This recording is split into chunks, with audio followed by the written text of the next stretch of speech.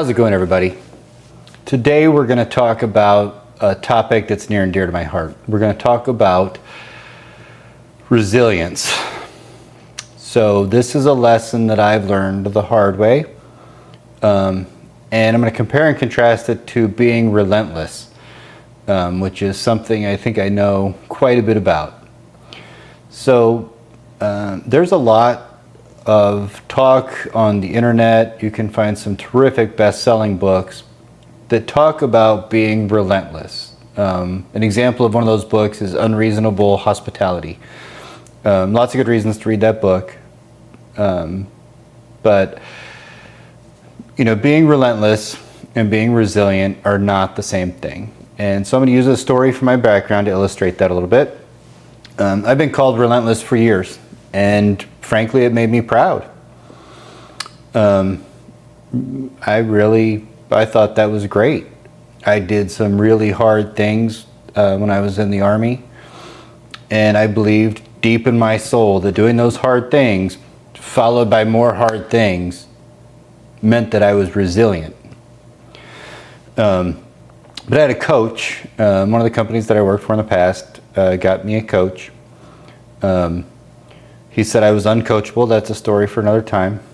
But he told me I was relentless, and I must have gotten a terrific grin on my face because his response to me, to whatever my facial expression or reaction was that he didn't mean it as a compliment.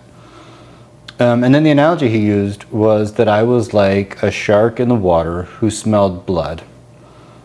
And while having that hunter type analogy is terrific in certain settings, it certainly is not terrific in a business or a workplace where you're dealing with people. It's just not how to behave. You just don't keep peeling back the layers of a person until they're stripped bare against their will. It's not okay. So, you know, there's a lot on YouTube, there's a lot in the popular media about the hustle culture. And I really lived that. I really lived the idea that you just kept going. I used to tell people I had two speeds, go and stop. And I rarely stopped. So why is that not resilience? How is that different?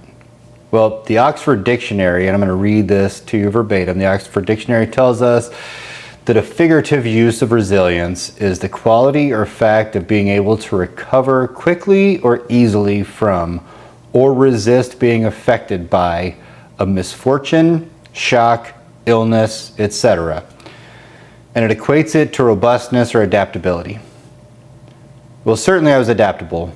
I've done lots of things in my life where adaptability was a requirement to not just thrive, but honestly survive. And I definitely believe that I am adaptable. I can adapt to multiple situations. I'm an introvert. I can adapt to a social setting. Simple example. And I felt like I was robust. I was in terrific physical condition, terrific mental condition.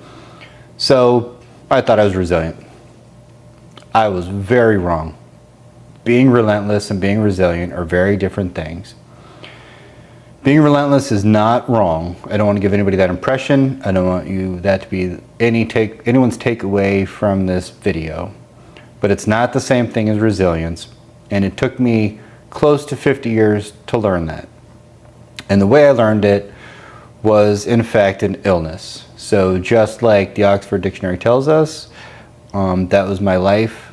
And I really had to learn some hard lessons from it. And we're going to talk about that in a minute. So let's talk about what it means to be resilient and why we should care about being resilient and why we should strive to be resilient. Bad things are going to happen to you. Bad things are going to continue happening to me. They have happened, they will happen. And the same thing is true for all of us.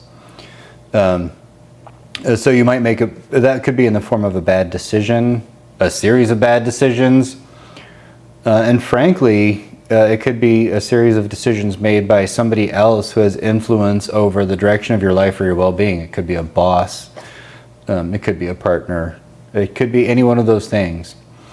So bad things are going to happen to you. And bad decisions are going to be made. We all make bad decisions. It's something we have to live with and adapt to. There's that word adapt again. So if we adapt, we're resilient, right? No. As I mentioned before, it's just not quite the same thing. It's the road or the pathway to the same thing, but it's not the same thing. What I was missing was it's not just about adapting. It's about returning to a state of thriving as quickly as possible with as little collateral damage as possible. So that's a whole bag of worms compared to just adapting. You can return to a state of thriving or believe you've returned to a state of thriving by adapting, but what you've really done is accepted a new normal. And resilience is not the same thing as accepting a new normal. If you have some thoughts on that or you disagree, go ahead and post something in the comments. I'll be happy to respond. I would love to have a dialogue about that. So what can you do in your life to be resilient? And it's something you can do a little bit every day. It's just like a good marriage or a good friendship, right? You just commit every day to doing something to making that relationship better. And you can do the same thing with yourself. You can do that with exercise. You can do that with meditation. You can do it with both. Yoga is a great example of actually doing both at the same time, sort of moving meditation. I learned that through my aforementioned illness. And it has helped me be better at being resilient. So I came up sort of with 5 steps that we can all take to be more resilient. Number 1 is do your best to have a positive outlook.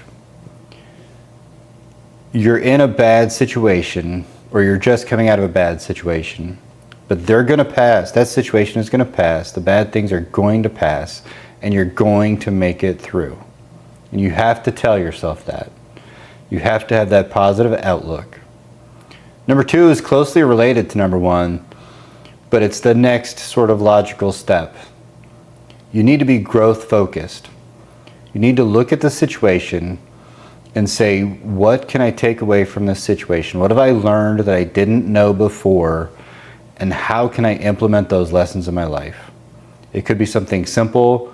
It could be something very complex, and you might need help to do it. I'm going to talk about that in a minute. Number 3, focus on the things you can control, but that's not enough. Focus on the things you can control and take action on the things you control.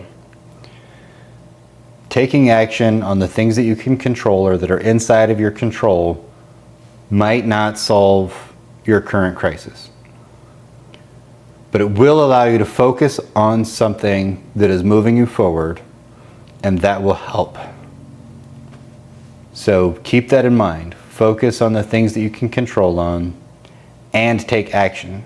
Just focusing on what you can control on, not quite enough. There is an action step required. All right, so I said, I gave a little hook a second ago that I was going to talk about you might need help later on. That's number 4. Use your support system.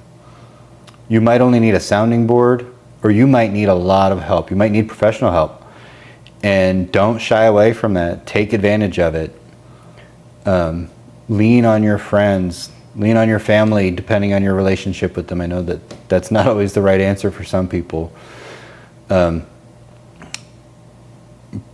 there are people in your life who believe in you and who will be there for you, whatever the ask.